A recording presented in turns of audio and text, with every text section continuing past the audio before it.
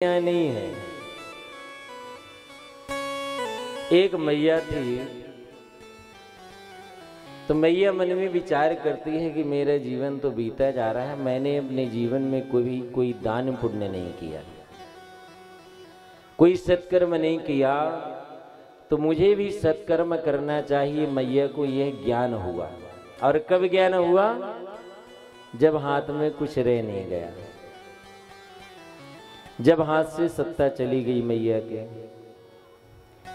तो दान पुण्य करना चाहिए, मैया मन में विचार करने लगी।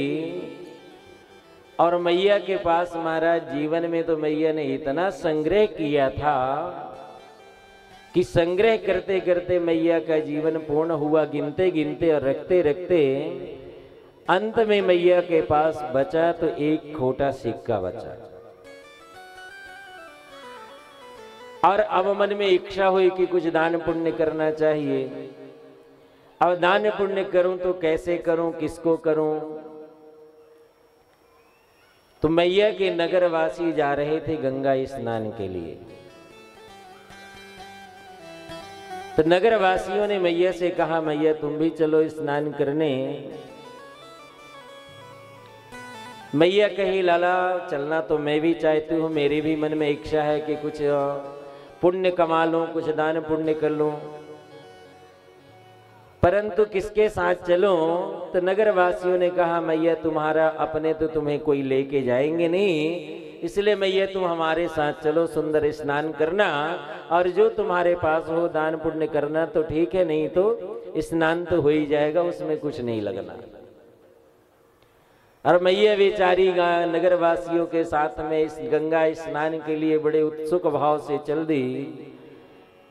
चलते समय मैया के मन में विचार आया कि आज मौका मिला है, कुछ दान कर लूंगी, आगे मौका मिलता है नहीं मिलता है, पहले भी कभी की नहीं, तो चलो इस मौके का लाभ उठा लूंगा। मैया ने सुंदर उस सिक्के को अपने आंचल में बांधा है कि जाकर आज सुंदर गंगा जी में स्नान करने के बाद दान करूंगी।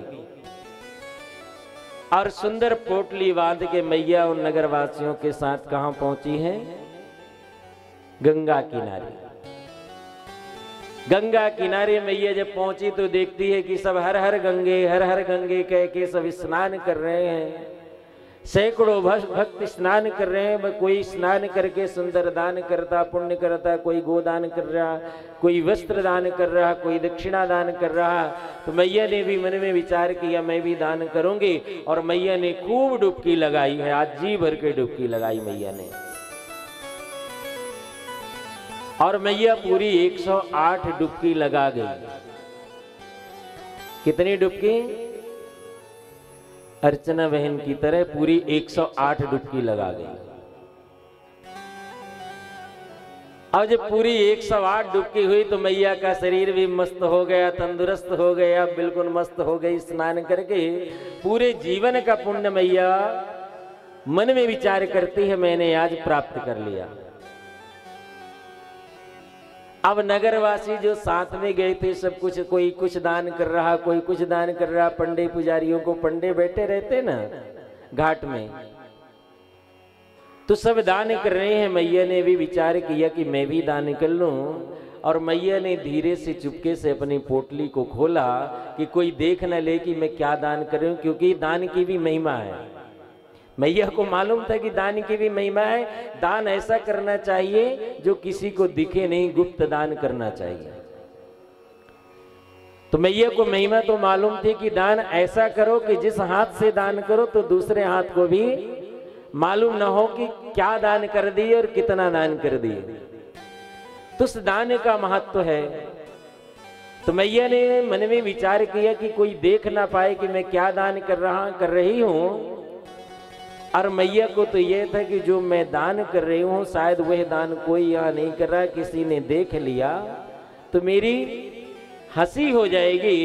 इसलिए मैया ने चुपचाप उस पोटली को खोला, और पोटली को खोल के हाथ में लेकर हुए सिक्का मैया खड़ी है दान करने की लाइन में। दान करने वालों की महाराज लाइन लगी होती है आज भी। तो मैया भी लाइन में खड़ी हो गई और सुंदर हाथ में पकड़ कर रखी है कि मैं तुरंत संकल्प करके और दान कर दूंगी। कुछ देर तक खड़े खड़े मैया का हाथ पसीजने लगा और जब मैया का नंबर आया दान करने के लिए तो पंडित जी ने कहा मैया बताओ क्या दान करना चाहती हो, संकल्प करो। और मैया ने कहा पंडित पुजारी जी आप संकल्प करा दीजिए, मैं अपनी इच्छा अनुसार दान करूंगी। और पुजारी जी ने जैसे ही संकल्प कराया, मैया ने अपना हाथ खोलना चाहा तो मैया हाथ खोल कर देखती है तो हाथ पसीज गया था। तो मैया को लगा कि ये सिक्का मेरे से अलग नहीं होना चाहता, देखो ये सिक्का रो रहा है, इसके आंसू निकल रहे हैं। और मैया ने चुपचाप पुनः पोटली बांध के रख लिया, तू रो रहा है ना, मुझे छोड़ना नहीं चाहता तो मैं भी तुझे नहीं छोड़ूंगी।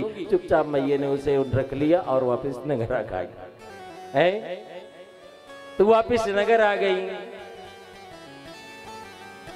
तो ऐसा कीर्तन तो नहीं होना चाहिए ना।